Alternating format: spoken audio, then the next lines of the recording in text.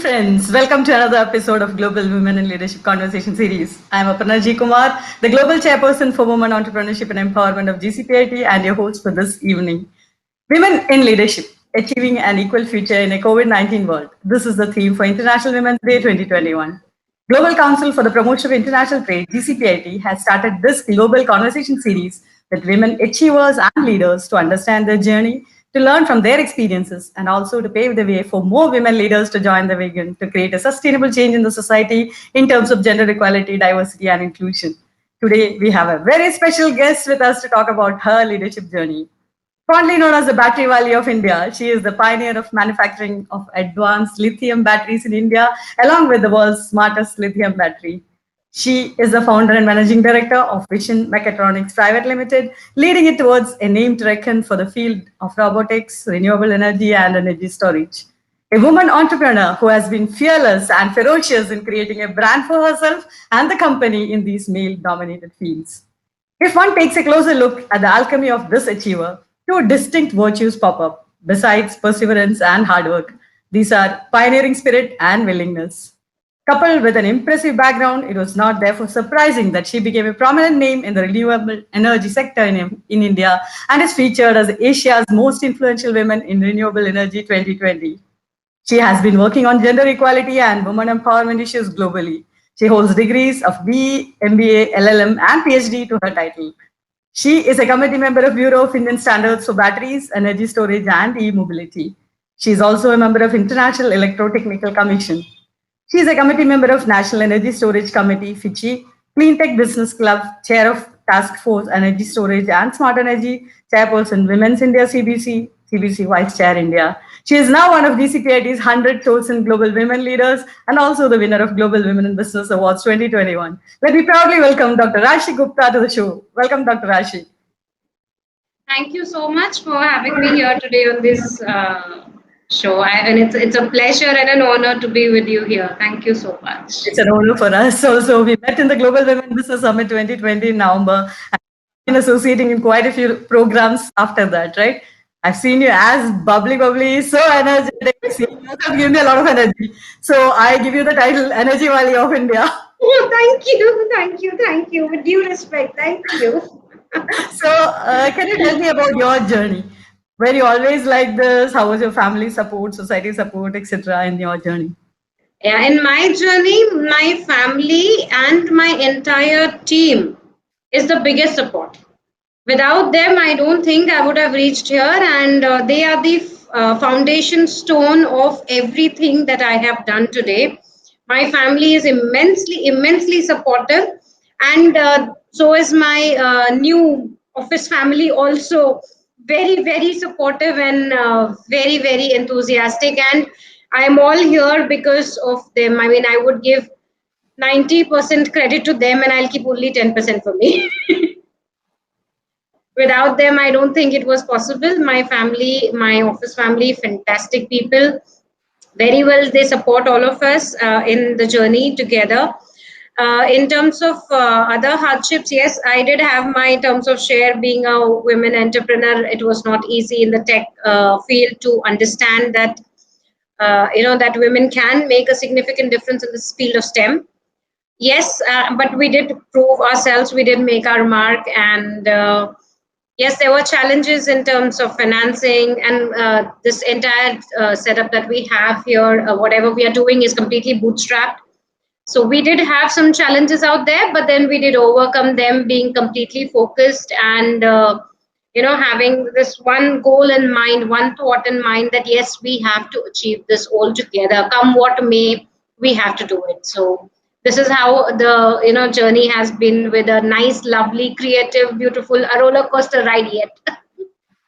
Great to hear that. And I feel so proud hearing the name Battery Valley of India. When we hear countries, they will naturally feel proud. And I saw that you have mentioned only Asia's most influential women in renewable energy 2020 in your LinkedIn profile, right?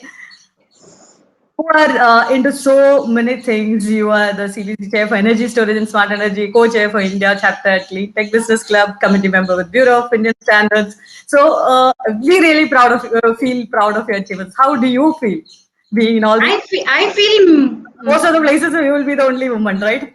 yeah, most of the places I'm the only woman, and yes, and it makes me feel more responsible. With great power comes great responsibility is a very big thing. I mean, it's actually so true. It makes me more responsible towards young women, towards the youngsters, not just women. I mean, men and women, all young crowd, which is going to be the next torchbearers for the country, for the universe together. So I feel more responsible, and now I feel I do have the power to make a change, and I want to use it very responsibly, creatively, and inclusively, so that there is an equality created. There is everybody is treated equal, and everybody can have a piece of the chair, which is very important. I mean, I don't want to keep everything for me. It is important that I give it back to the community, give it back to the country, nation, to my youngsters, to the next generation, create a much beautiful, better society to live in. So I feel more responsible now with all of these titles that I Right. have. And when you talk about inclusivity, I see that you are also working on women empowerment issues globally and an advocate of gender equality. How do you become interested in SDG 5, that is gender equality? Gender equality SDG 5 was something very important because as a women entrepreneur, I felt left out in my beginning years. It was not easy. I mean, nobody opened a bank account for me. It was that bad.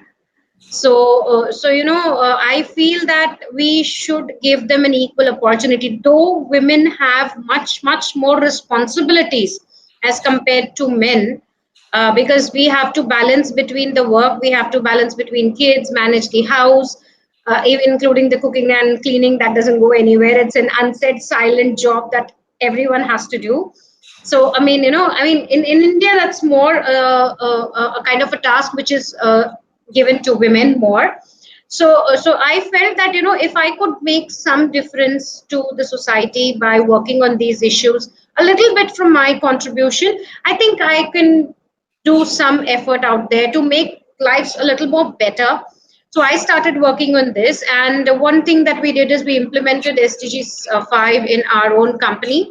We made sure that we have equal representation at very strategic posts, so that the key enablers and decision makers are women. So we did that. So it all begins from yourself first. So if I can do it at my own place, I think then I have to practice what I preach. So that is how I went Exactly. ahead with it. Yeah. And we all know, and I heard you speaking in event as well, that COVID-19 has the most positive effect on our Mother Earth. And post-COVID, it is our responsibility to ensure that our Mother Earth remains green and clean. So, what do Yes, you absolutely. think are sustainable solutions we through which we can achieve this?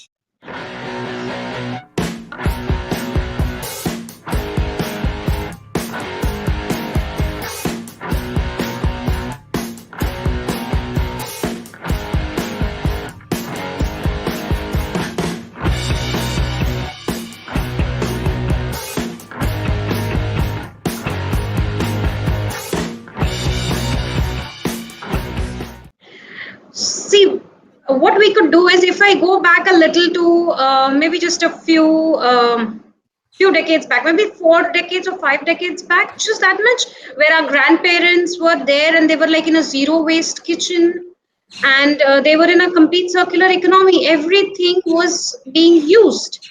I mean, if there is a tree, the leaf, the bark, the stem, the flower, the fruit, the roots, everything is being used. Like for example, coriander, everything can be used. So we need to now go back to our roots. To have a clean and green economy, we need to go back to our roots. We need to have a circular economy, and we can achieve this by at least reducing little waste from our own individual steps first. When we individually do take one small step to reduce that waste that we are generating, which is polluting, which is harming the Mother Earth.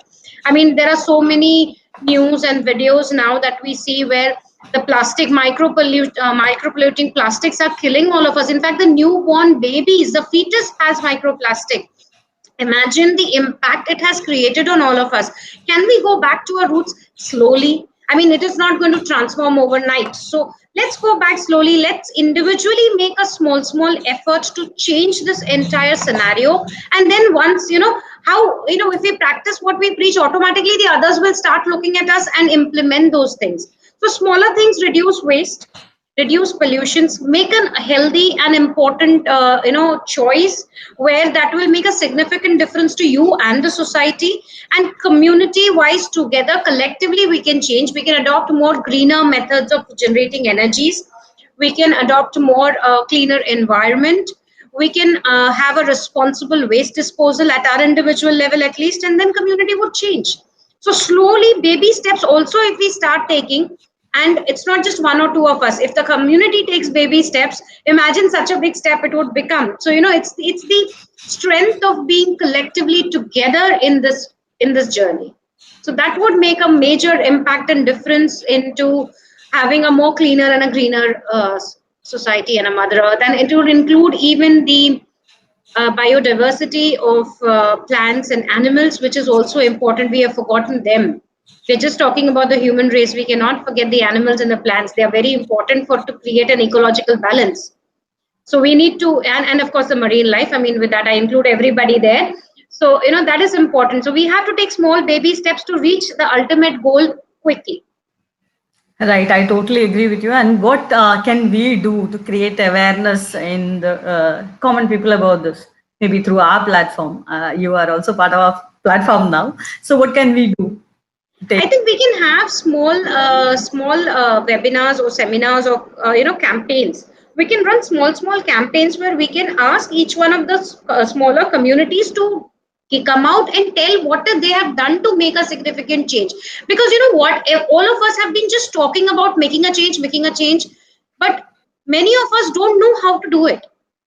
So what we have to do through our platform importantly is to give them smaller solutions which are implementable and which are very cost effective. Like if I say no plastics, okay, fine, no plastics, but what is the other solution available to them? Cloth bags, yes, but then what kind of cloth bags do we get into the market? I mean, people charge you 10 and 15 rupees for just one small cloth bag, which is not even stitched properly. So what we can do is we can make an awareness here into smaller communities and make them realize that small changes are required. We don't have to do a very big thing. We need to do smaller things which will create an impact. So I think that is one way. And since we have a fantastic, huge network, what we could do is we could just take one small community. Say, for example, Maharashtra has implemented something. So same can go to Karnataka or Himachal or Andhra, maybe anywhere, and then that replication can be understood whether it makes sense or not, and then that thing can be nationally implemented. This would accelerate the change much faster. And since we have a fantastic network, I think we can do that implementation pretty quickly. I think we should do that. And since, as we mentioned, we are in this male dominated world, and you have been in all these platforms most of the time, the only woman. So, have you ever experienced resistance while interacting or leading men? Yes, definitely a big yes. I have faced resistance and it was not easy. First and foremost, you get the resistance from the people who are older in terms of age and experience from you. And though I do respect that, I'm not against it. But then, see, one thing that we need to understand is that the younger generation which is coming has a far better IQ than us. I mean, and that would happen on coming on generations to generations in future. So we need to adapt ourselves. So that is one resistance. And one thing that I've seen is that being a female, people are like, she can only do the traditional job, the cutting, stitching, and beauty parlor. I mean, when you go to a skill development thing, they will not ask women in STEM. You see the trend, in the skill development courses. It's always the simple, stitching or beauty or stuff like that. Okay, we are core to that. Passion is our core. We all love it. But then we can extend the boundaries a little more ahead. I mean, that's something which we all need to do. And for me, breaking that barrier and facing that resistance from people was very difficult, but I did overcome, and it took me years of time to do that, to prove my mark that yes, I'm capable of this and I'm doing something which can create a significant difference to the society.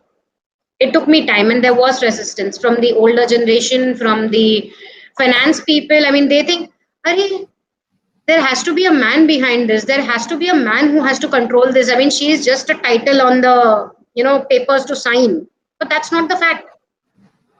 So this mindset needs a change. I mean, not just having a resistance, okay, but we need to change the mindset. Women also need to, push and come ahead and say that no, I am not just a titular signature. I'm more than that. I have brains. I am a beauty with brains who understands, who can react, and who can give you value for your money, who can give you an advice which is correct.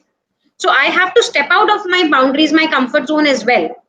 So, that is important when you face resistance. And I think I did that to overcome all of this that has been there throughout the journey. And I'm sure, Aparnaji, you can relate to what I'm saying.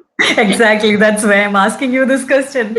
So, how important do you think is communication? How does communication play a role in this? Oh, communication plays a major role in this. And what happens, women generally are very, very reserved at times. They don't speak up on their minds, and we need to really talk our minds very clearly, very precisely. Because if we don't do that, no, you will have miscommunications and you'll land up into more trouble. So whatever you have to say, whatever is in your mind, absolutely in clear, crisp words, just say it, and don't really bother too much about the consequences and stuff. Just say it. Okay. And you don't have to be aggressive with things. You can be more assertive, but you just say your mind, speak up, because that really helps. That shows how much you know about yourself, how much you know about the topic or the content that you're talking about, or is it, or your technology, or whatever you're talking about. It really makes sense. So clear communication with your seniors, with your juniors, with your peers, it is very, very important. And business is more about communication rather than actually having, even if you don't have too much of tech knowledge, you can still sail through if you have very good communication and you want to understand and learn things. So that would change the scenario. Right, exactly. And what is your management style? How do you like to communicate with your team? I'm a servant leader. I'm a servant leader. I prefer to be with my team, to motivate them, to put them ahead, and to create more and more intrapreneurs and entrepreneurs. I love doing that, and that's how I have put my team in place. And they mostly love to be independent, and I love to give them that space and independence to work, to showcase what they have learned over a period of time from us in the technology space. And that's how I like it to be. Give them space, let them just come up, bloom, because they're very creative minds. And if you boss them around, they will not be able to come up with the best solution. So I like giving space. Exactly. And what about women and working mothers? What is your organization culture? Has it changed? How it was before and how it is now? Okay. Okay. Now, when you talk about women for working mothers and the second career options, I think women should have a chance. But the most important factor is, sorry.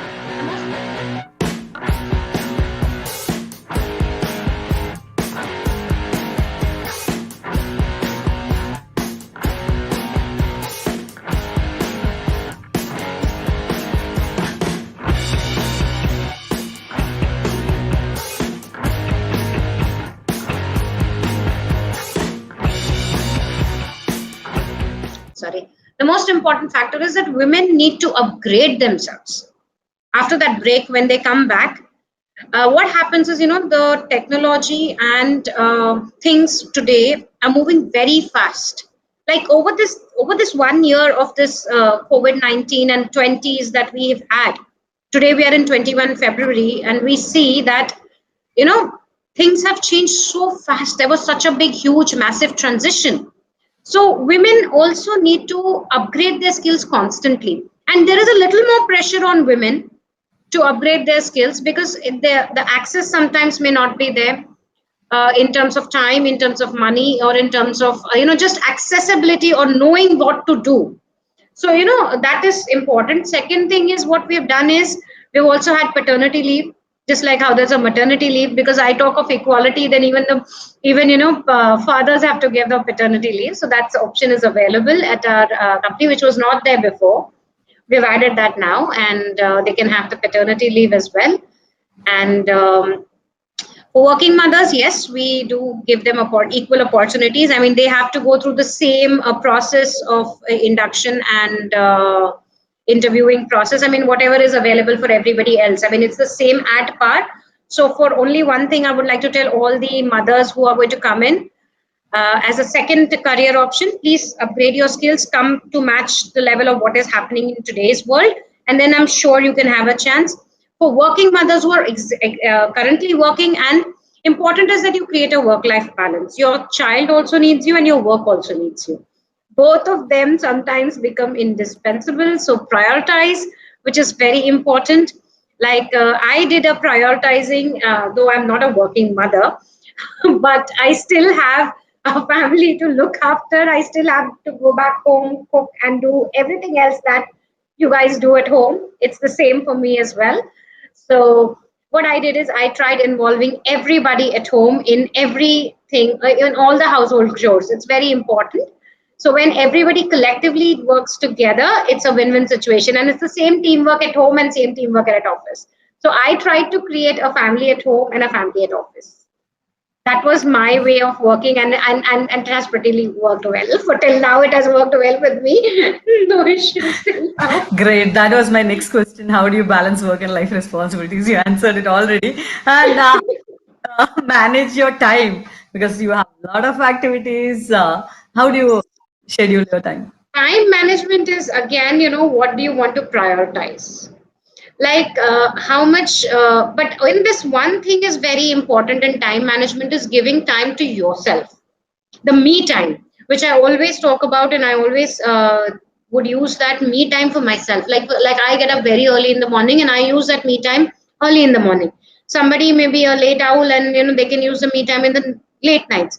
But me time does not mean watching TV or watching movies or going out with friends. No, that's not your me time. The me time is when you sit down with yourself, just yourself, and you're reflecting inside. You're going inside, you're talking to yourself and understanding what you want more from yourself, from your life, and your goals. So that is your only time. It's not your hobby time. Please don't mix up me time with hobby time. So, that me time has given me a lot of strength, has given me a good anchor to hold myself through these rough times, ups and downs. Everybody has, even I've had my share of ups and downs. So that is something which is very important to create a work life balance. If you cannot have me time, you cannot have happiness. And if there is no happiness, if you're sad, if you're frowning, if you're angry, you can never be successful. So happiness is something that comes from within. It cannot be found outside. So all the women, men, whoever is listening to this, all my beautiful lovely audiences, please find your happiness first, because if you're happy, everything around you will be happy, and you can always be very successful. So balancing that is the major act, and a very difficult one. So if you've achieved it, you have nailed it completely. It's a That bullseye. was that was truly inspiring. I'm sure you are an inspiration to many, but who is your inspiration? My mom, absolutely my mom. Her dedication to things is unparalleled, completely unmatched. I may not be even 100% of her dedication that she has. I'm much lesser. I mean, she's taught us all everything equal, and she never differentiated between me and my brother. It was like completely same. In fact, I got a little more than him. So, so it's always like that. And she was the one, and my parents. I mean, both my parents together pushed me to studying so much, and I'm very thankful to them for that. So my mother, yes, is a very important. Strong foundation stone of my life that has anchored so much, and she has given me so much. I mean, I'm falling short of words for my mom, actually. That's great to know. And what do you think are some of the traits of great leaders? I think some of the traits of the great leaders are humility first, giving space to others, which is very important, and having more peace with themselves, knowing themselves first, because true power is when you discover yourself first. Only then you can have the true power. I think few of these traits are very, very important. And giving others a space is something very important, which I've learned over a period of time. And if you don't, and having space at the workplace is not easy. Is not easy when you are in the power position. So achieving that, it becomes a little difficult. But yes, but if you can achieve that, you'll surely be more successful. You'll be more inspiring, and you can become more a good leader. So I think that is important, having peace with yourself, knowing yourself first, because when you know your powers, you know how to play your cards right, which is very important. Because at the end of the day, it's communication which makes a difference. At the end of the day, it is how you played your cards right at the right situation. So those matter a lot. And what advice would you like to give to the next generation of female leaders? Next generation of female leaders, my beautiful, lovely women out there, you have much more challenges than we had. But at the same time, this would give you many, many more opportunities. And opportunity is said to have hair on the face, that's a belt behind. So grab those opportunities, very important, because you are truly going to transform this entire universe, not just the nation, but the universe. And you are quite capable of that. Just discover yourself, breathe, and be contented and happy inside. And that's when you will be transforming the entire universe together to make a more beautiful, peaceful, inclusive, diverse, and an equal society. And it's only you, the women, who can do it. We have a lot of more responsibility, not just of ourselves, our children, our children's children, the families, the workplace families, and the society at large. So we all need to gear up, work together, and make a transformation. And trust me, women will be at the core of all transformations that will take place in this entire decade. This is amazing. This is inspiring. I'm getting goosebumps. You are really the energy wali, as I said. So, our session is going to end. And my last two questions would be: how do you feel being in the list of GCPIT's 100 global? Oh, I'm amazed. I was actually not expecting it, to be very honest. I'm so tiny, I'm so small, but then thank you for this honor. I mean, it's a pleasure and it's an honor, and it feels great, and it feels more responsible to do more work, to do something better, even better than what I'm doing now, because that has raised the bar still higher. So now I need to work more. Great.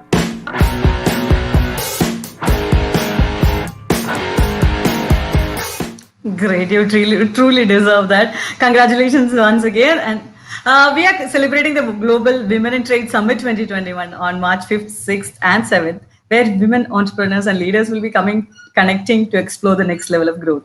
And on March 8th, on International Women's Day, 100 amazing women will be awarded with the Global Women in Business Awards 2021. What message would you like to give for the Global Women in Trade Summit 2021?